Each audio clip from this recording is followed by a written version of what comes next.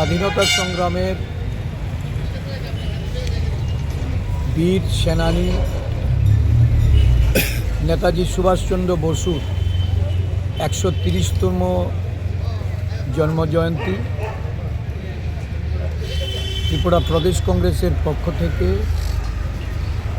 এই দিবস যথাযোগ্য মর্যাদায় পালন করার লক্ষ্যে নানা কর্মসূচি গ্রহণ করা হয়েছে।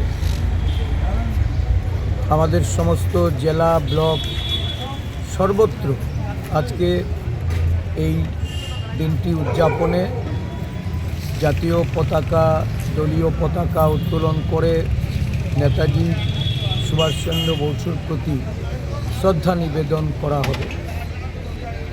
আমাদের দেশের যুব সমাজের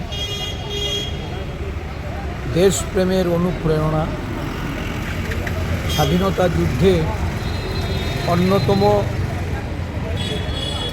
বীর সেনানী ছিলেন এই নেতাজি সুভাষচন্দ্র বসু, যিনি জাতীয় কংগ্রেস দলের দীর্ঘদিনের সভাপতিত্ব করেছেন। ব্রিটিশদের বিরুদ্ধে লড়াইয়ে অবতীর্ণ হয়ে ইন্ডিয়ান ন্যাশনাল আর্মি আইএনএর উনি ছিলেন সর্বাধিনায়ক।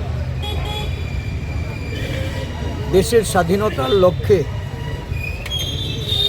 মত বা পথ ভিন্ন হলেও ভারতবর্ষের সমস্ত স্বাধীনতা সংগ্রামীরা জাতির জনক মহাত্মা গান্ধী থেকে শুরু করে নেতাজি সুভাষচন্দ্র বসু, জওহরলাল নেহেরু, সর্দার বল্লভভাই প্যাটেল, আবুল কালাম আজাদ, সরোজিনী নাইডু, সমস্ত এই মনীষীদের ঐক্যবদ্ধ লড়াইয়ে দেশ স্বাধীনতা লাভ করেছে। আমরা লক্ষ্য করি এই মনীষীদের নিয়ে বর্তমান শাসনকালে যারা শাসক ঘৃণ্য চক্রান্ত করেন,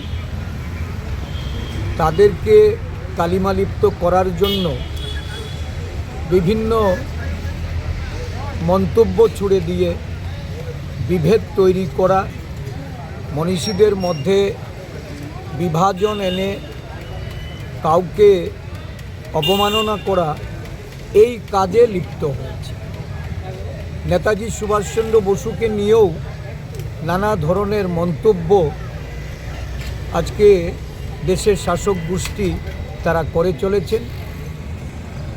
কিন্তু এটা সত্যি যে নেতাজি সুভাষচন্দ্র যখন এই স্বাধীনতার যুদ্ধে এক মঞ্চ থেকে লড়াইয়ের ডাক দিয়েছিলেন, সমগ্র দেশের সমস্ত স্বাধীনতা সংগ্রামে যাদের ভূমিকা থাকার প্রয়োজন, সেই সমস্ত সামাজিক রাজনৈতিক সমস্ত সংগঠনকে যখন ডাক দিয়েছিলেন এক মঞ্চে আসার জন্য, এই দেশে হিন্দু মহাসভা, আরএসএস এবং এই রাজনৈতিক দলের যারা সেদিন নেতৃত্বে ছিলেন, তারা নেতাজির ডাকে সাড়া দেননি।